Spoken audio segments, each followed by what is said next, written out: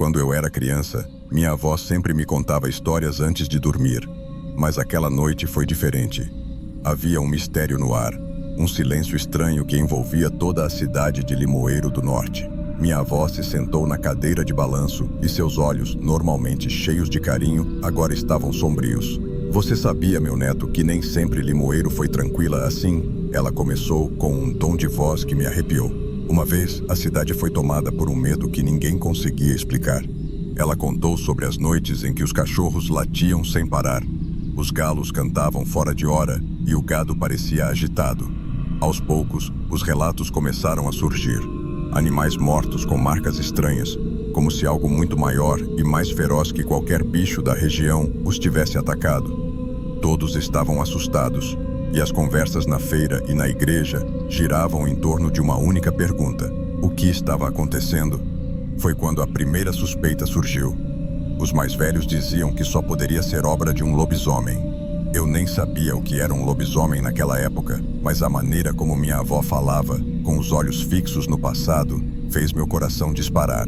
As histórias corriam de boca em boca. Um vizinho jurava ter visto uma sombra enorme cruzar o quintal. Outro garantiu que escutou um uivo tão forte que fez os pelos do braço se arrepiarem. E as marcas?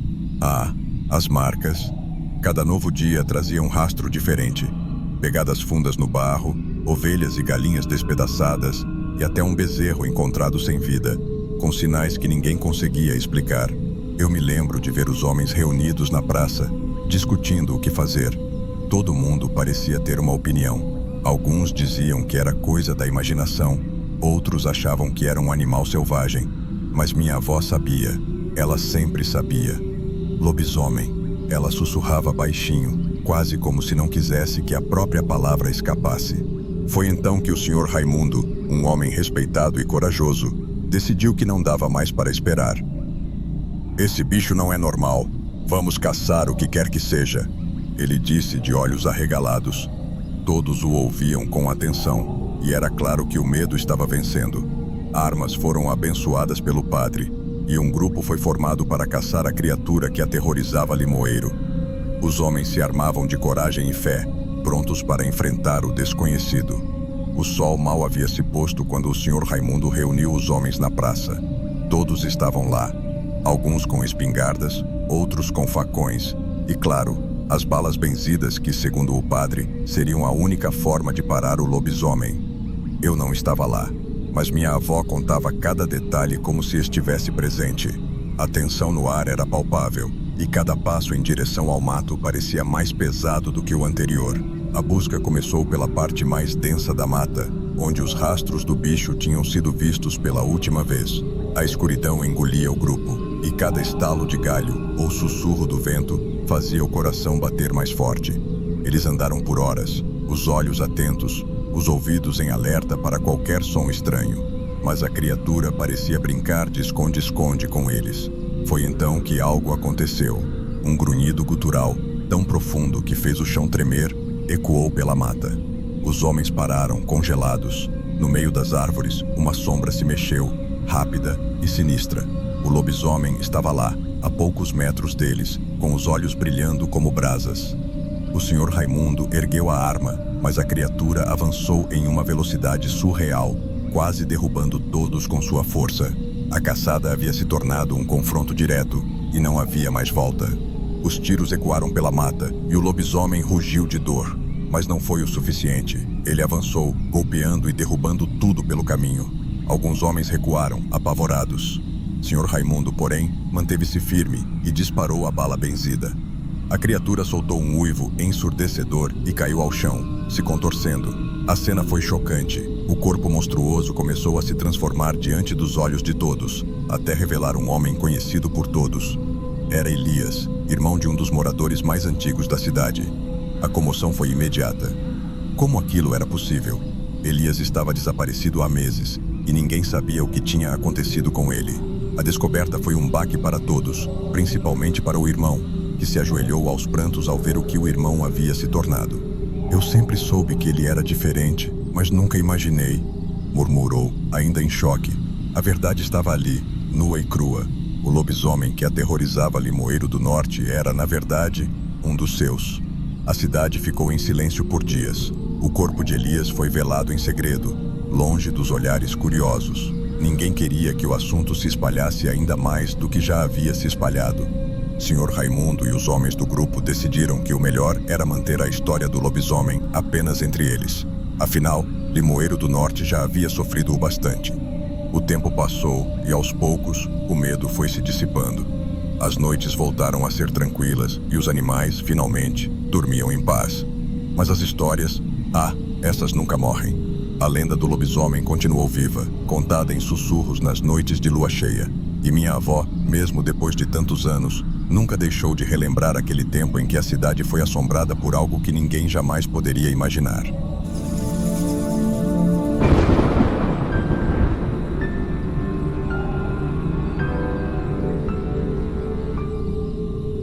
Eu nunca me esqueço dos dias tranquilos que passamos no sítio. Era um lugar que cheirava a terra molhada, cercado por árvores grandes que balançavam lentamente ao vento. Meu neto Antônio sempre adorava ouvir as histórias do sertão, mas essa que vou contar é diferente. É sobre uma época que mudou tudo por lá. Nosso sítio era simples, mas bem cuidado. Acordávamos cedo para cuidar dos animais e da lavoura. Era uma vida pacata, sem muita surpresa. Até mesmo o Sr. Roberto, nosso patrão, era visto como um homem respeitável. Ele era quem mandava no pedaço e ninguém ousava desrespeitá-lo. Quando ele passava a cavalo, todos tiravam o chapéu em sinal de respeito. Só que a gente não imaginava o que ele escondia. Tudo parecia normal até a noite do primeiro ataque. Foi uma noite de lua cheia, dessas que iluminam todo o sertão, mas que também trazem coisas ruins. Os bichos estavam agitados, algo no ar não estava certo, e foi nesse clima que o primeiro ataque aconteceu. As noites começaram a ficar mais longas e assustadoras.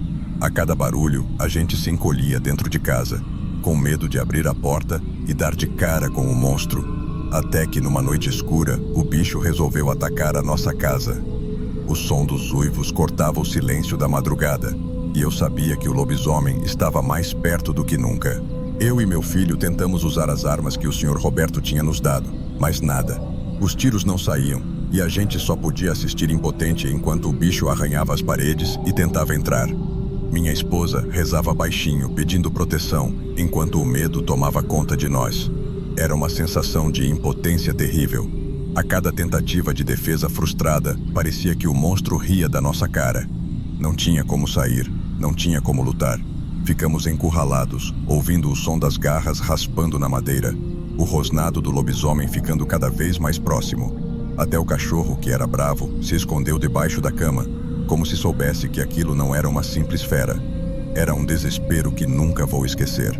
A coisa só foi parar quando, de repente, o lobisomem sumiu na noite, como se tivesse cansado da gente. Mas algo ali não estava certo, e a desconfiança começou a crescer. Até que numa madrugada ainda mais tensa, o bicho apareceu de novo. Dessa vez, eu consegui acertar um golpe com o que restava de um pedaço de madeira. Para nosso espanto, ele recuou e, aos poucos, foi mudando de forma. Na minha frente, não estava mais o monstro peludo e assustador. Era o Sr. Roberto, o mesmo homem que sempre nos mandava e se dizia amigo. A gente ficou paralisado, sem entender direito o que estava acontecendo.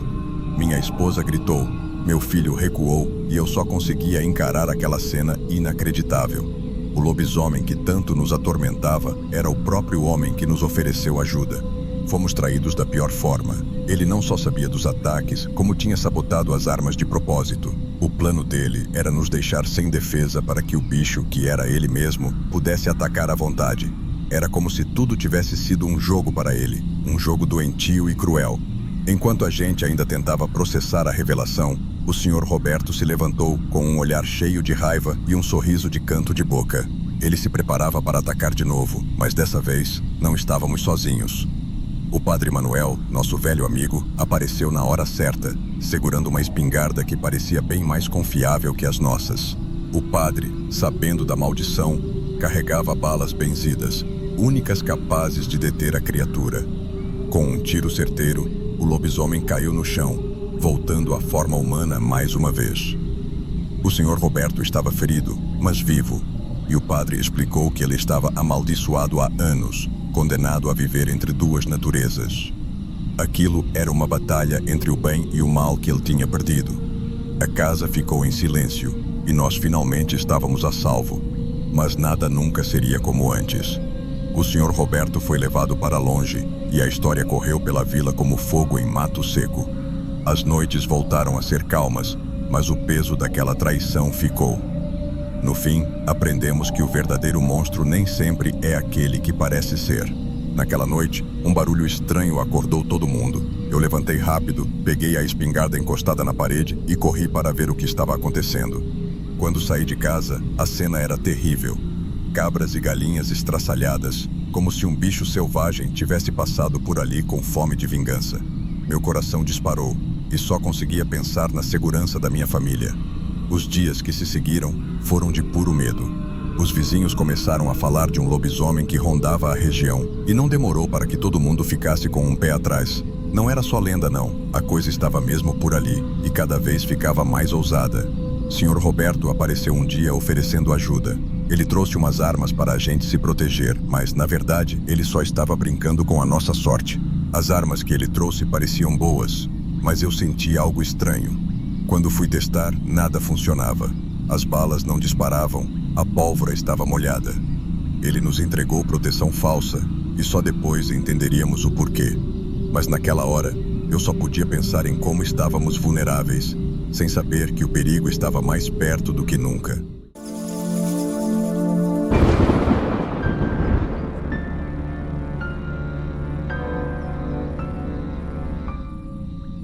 Sabe aquelas noites que você sente que algo está para acontecer? Pois é, era uma dessas. Estávamos eu, Antônio e Maria Clara, sentados no barzinho da esquina, quando o assunto das lendas da cidade surgiu. Vocês já ouviram falar daquela floresta, né? Dizem que é assombrada, que ninguém volta o mesmo de lá, comentou Antônio com um sorriso desafiador. Maria Clara olhou para mim com aquele olhar que misturava medo e excitação. E se a gente fosse ver de perto? Ela sugeriu, meio que brincando, mas no fundo, a ideia já estava lançada. Eu hesitei por um segundo, mas a curiosidade foi mais forte. Sem pensar duas vezes, pegamos nossas lanternas e partimos, ignorando os sussurros de alerta que nos rondavam. A floresta era ainda mais densa do que imaginávamos. Cada passo era acompanhado pelo som de folhas secas se quebrando e galhos se mexendo, como se a própria floresta nos observasse.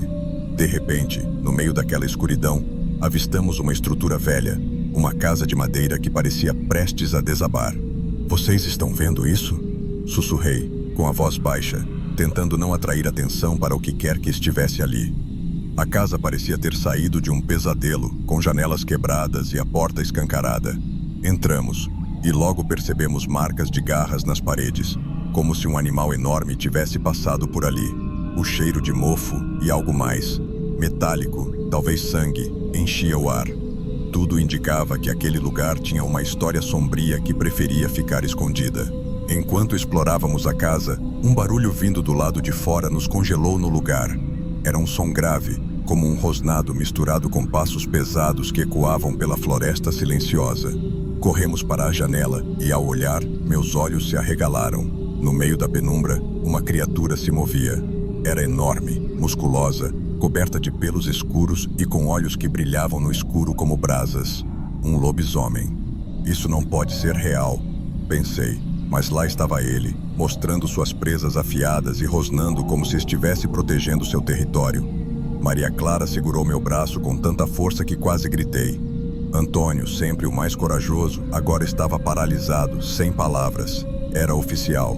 Havíamos entrado no pesadelo. Antes que pudéssemos processar, o lobisomem avançou em nossa direção, atravessando a clareira com uma velocidade assustadora. Corremos desesperadamente para fora da casa, tropeçando nas raízes e desviando dos galhos como podíamos. Maria Clara estava na frente, puxando Antônio, enquanto eu mal conseguia acompanhar o ritmo frenético. O rosnado da criatura ficava cada vez mais perto. Ela não ia desistir tão fácil.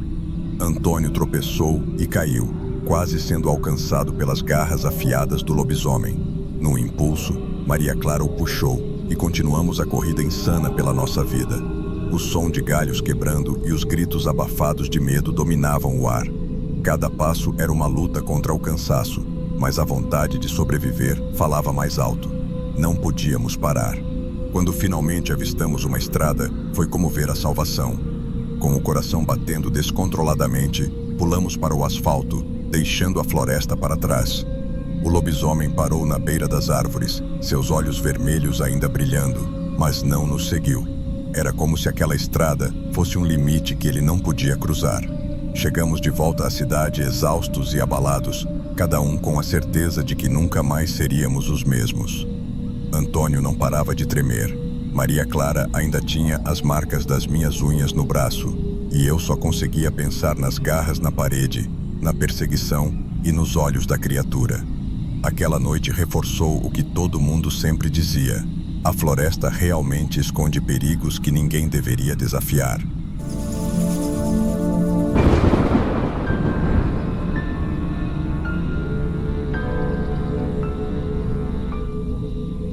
Nunca fui um homem que se deixava levar pelo medo.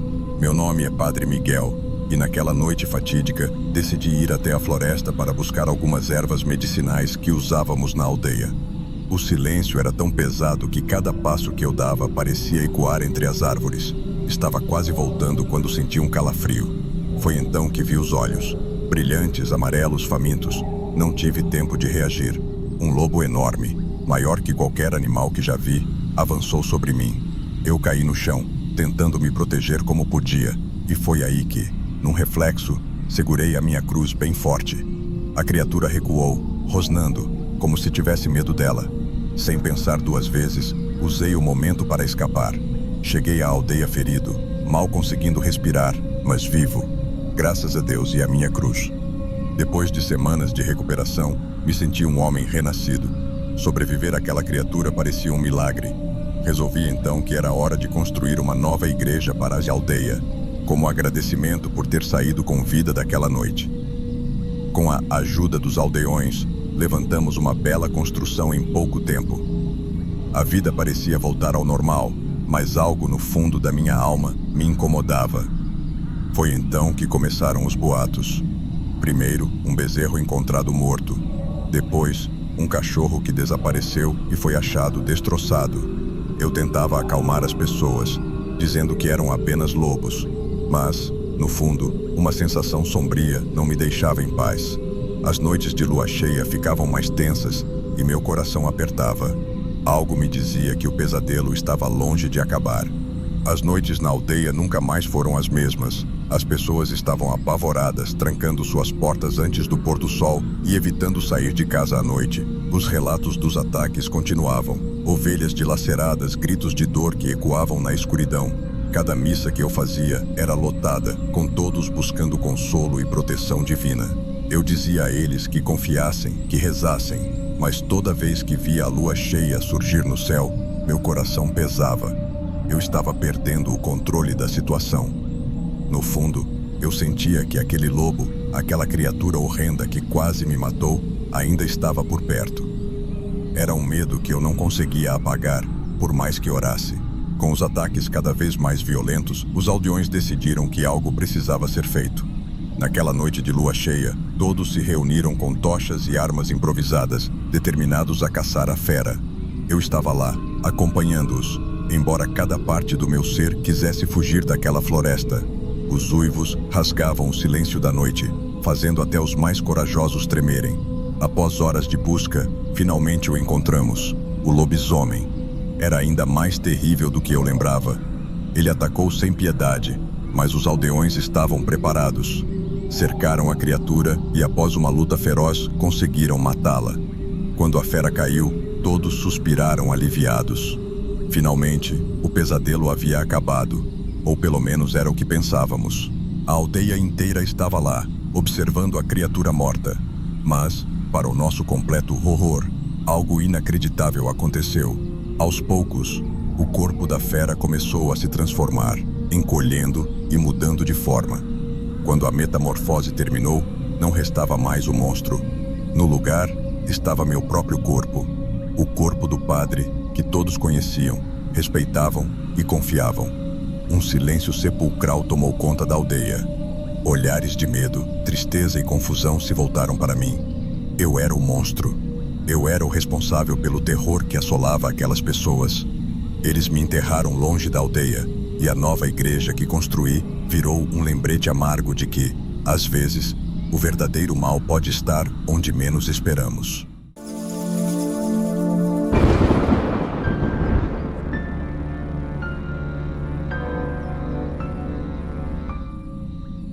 Me chamo Gustavo, tenho 36 anos e sou ex-policial militar.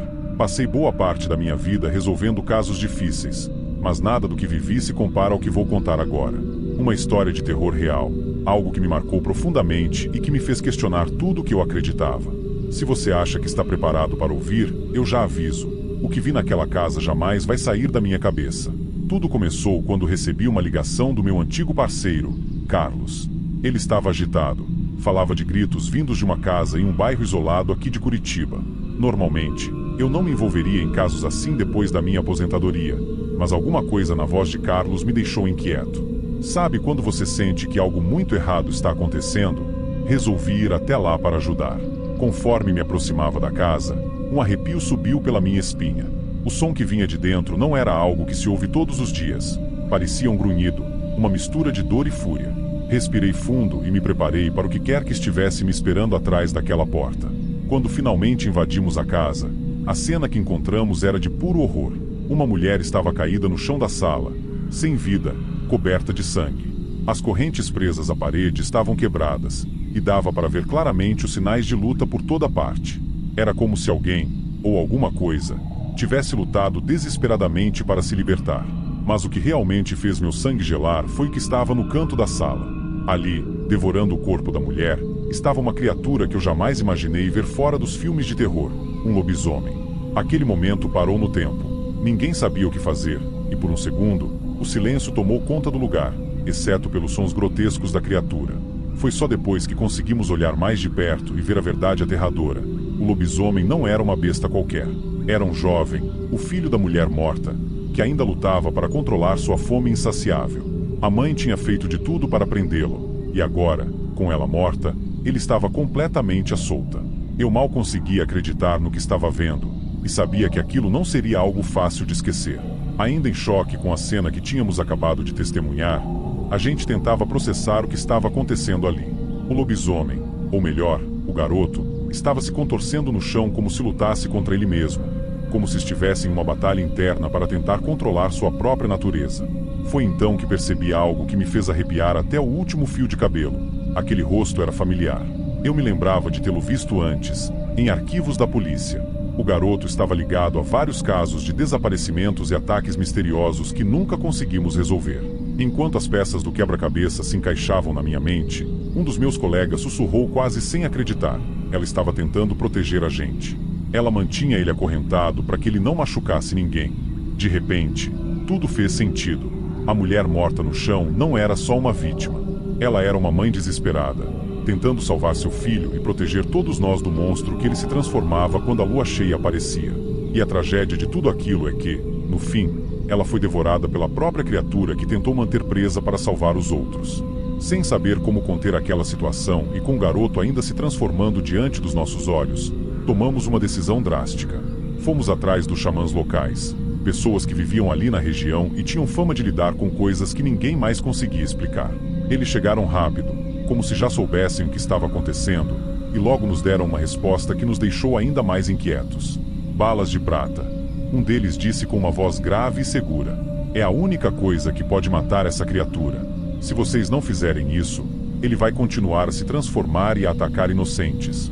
Aquelas palavras ecoaram na minha mente, e naquele momento eu entendi o sacrifício que aquela mãe tinha feito, o desespero que a levou a acorrentar o próprio filho para impedir que ele se tornasse uma ameaça para todos ao redor.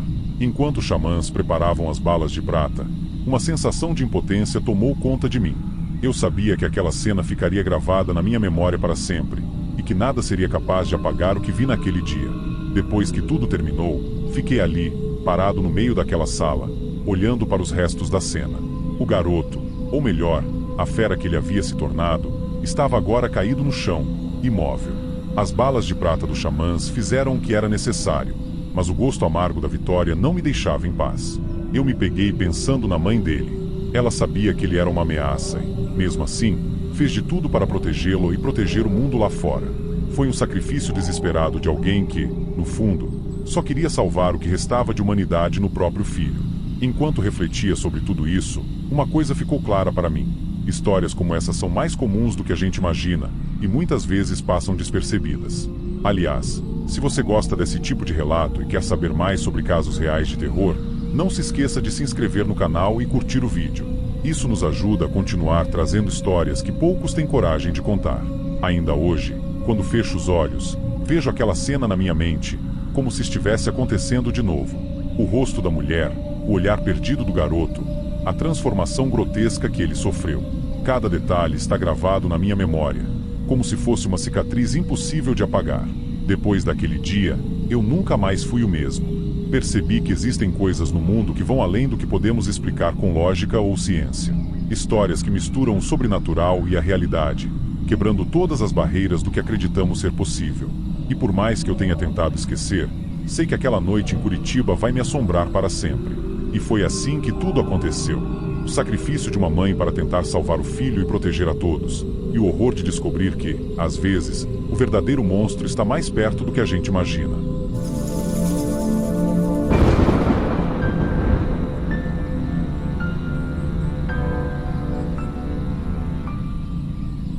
Meu nome é João, tenho 32 anos, sou motorista de caminhão e, como todo mundo, tenho algumas histórias que me dão arrepios só de lembrar.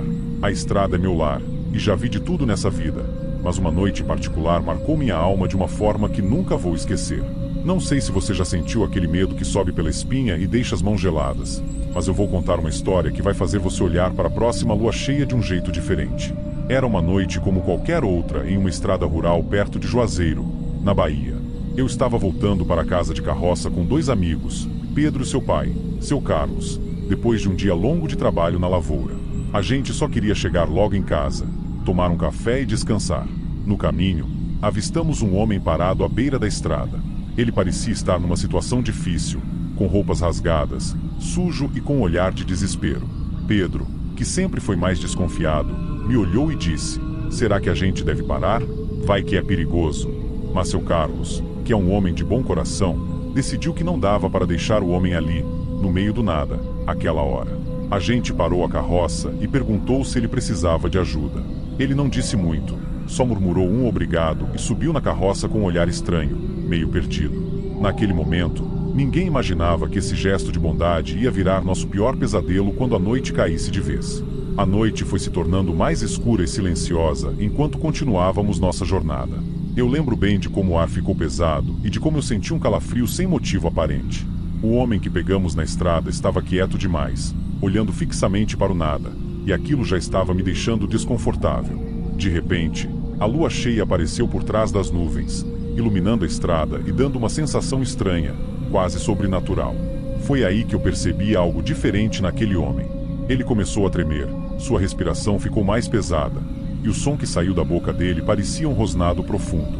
Antes que eu pudesse dizer qualquer coisa, a transformação começou. O corpo dele começou a se contorcer de uma maneira impossível, os ossos estalando, os pelos brotando do nada. Ele se transformava, diante dos nossos olhos, em uma criatura que eu só tinha visto em filmes de terror, um lobisomem. O desespero tomou conta de nós.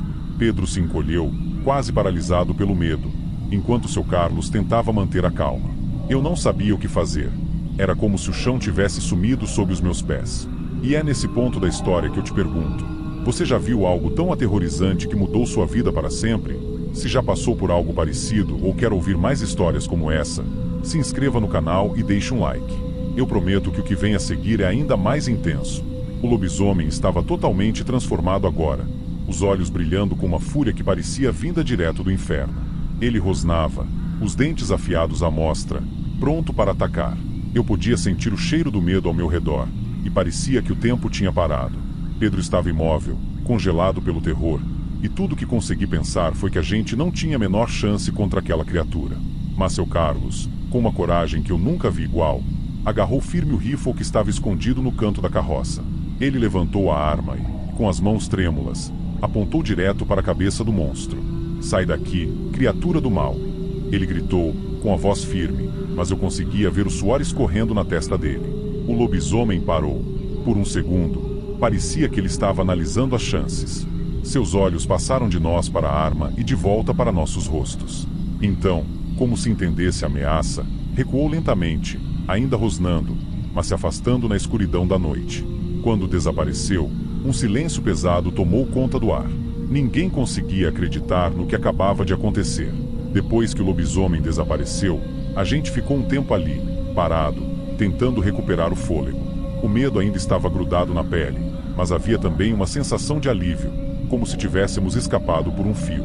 Seu Carlos, ainda segurando o rifle, virou para mim e para Pedro e disse: "Nunca mais vamos ser pegos desprevenidos desse jeito." Foi aí que tomamos uma decisão que mudaria para sempre nossas vidas. A partir daquele dia, começamos a carregar balas de prata em todas as nossas viagens. Não tínhamos certeza se ele voltaria, mas estávamos determinados a estar preparados para o que quer que viesse. E desde aquela noite, nunca mais vimos o lobisomem. Talvez ele soubesse que estávamos prontos para enfrentá-lo, ou talvez estivesse esperando o momento certo para voltar. A verdade é que a estrada nunca mais foi a mesma para nós. Agora, cada vez que a lua cheia aparece no céu, a gente sente um arrepio, e o rifle nunca está longe de nossas mãos. Se você já teve uma experiência assim ou quer ouvir mais relatos como este, não esquece de se inscrever no canal e deixar um like no vídeo. Quem sabe, na próxima lua cheia, eu não tenha outra história para contar.